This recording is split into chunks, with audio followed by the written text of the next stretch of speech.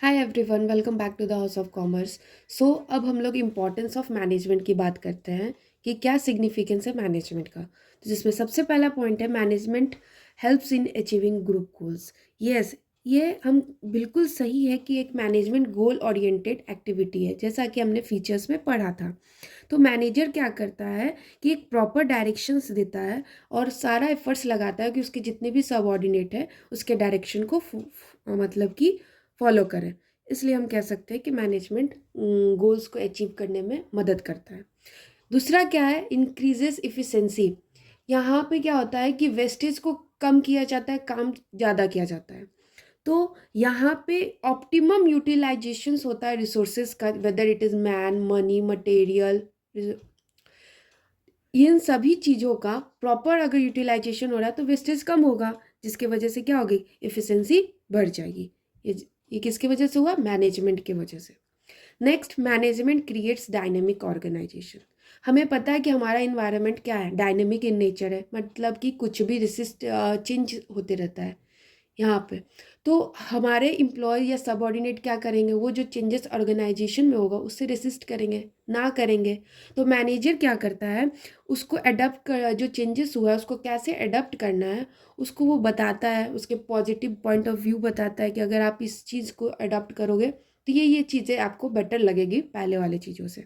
Like computers आया था तो बैंकिंग सेक्टर में जो एम्प्लॉयज़ थे कैसे उस चीज़ को ना कर रहे थे, लेकिन जब उनको उस चीज़ के बारे में बताया गया तो आज वो उस चीज़ में क्या हो गया, एक्सपर्टीज़ हो गया। तो फेवरेबल इन्वायरमेंट बनाने का काम किसका है, मैनेजर का है। तो मैनेजमेंट डायनेमिक ऑर्गेनाइजेशन भी क्रिएट करता है। नेक्स्ट क्या है, ये पर्सनल ऑब्जेक्टिव को भी अचीव करने में मदद करता है।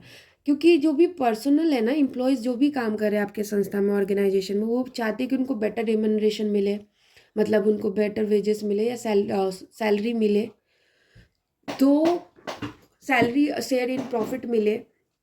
तो ये सब चीज़ क्या है, आपका पर्सनल ऑब्जेक्टिव है।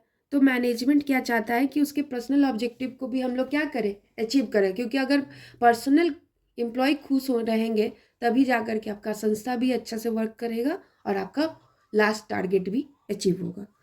नेक्स्ट क्या है कि आपको ये सोसाइटी के भी डेवलपमेंट में भी मदद करता है। क्योंकि आपका बिजनेस कहाँ रन कर रहा है, आपका ऑर्गेनाइजेशन कहाँ रन कर रहा है, किसी सोसाइटी में, किसी इन्वायरमेंट में। तो आपका ये कर्तव्य बनता है कि आप क्या करो, आपकी रिस्पॉन्सिबिलिटी बनती है कि आप उस सोसाइटी को हार्म ना करो, उसको हार्म ना करो, उसको प्रोडक्ट आप रिजनेबल प्राइस पे दो, लोगों को इन्वायरमेंट को गंदा ना करो, पॉल्यूशन ना फैलाओ। तो ये सारी आपकी क्या है, रिस्पॉन्सिबिलिटी है। तो मैनेजमेंट ये भी इंश्योर करता है कि आप अपना सोसाइटी में भी कुछ कंट्रीब्यूशन दो।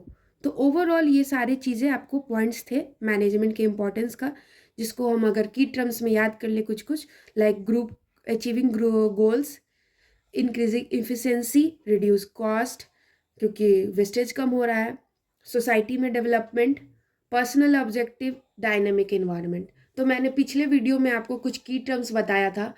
होप कि आपको समझ में आ रहा हो कि ये जो की टर्म्स है मैंने सब नेचर हो, डेफिनेशन हो, इम्पोर्टेंस हो, सब जगह ये यूज़ हुआ है। तो अभी किन टर्म्स को याद रखिए और आप अपने एग्ज़ाम पेपर को अच्छे से बनाइए। Thank you.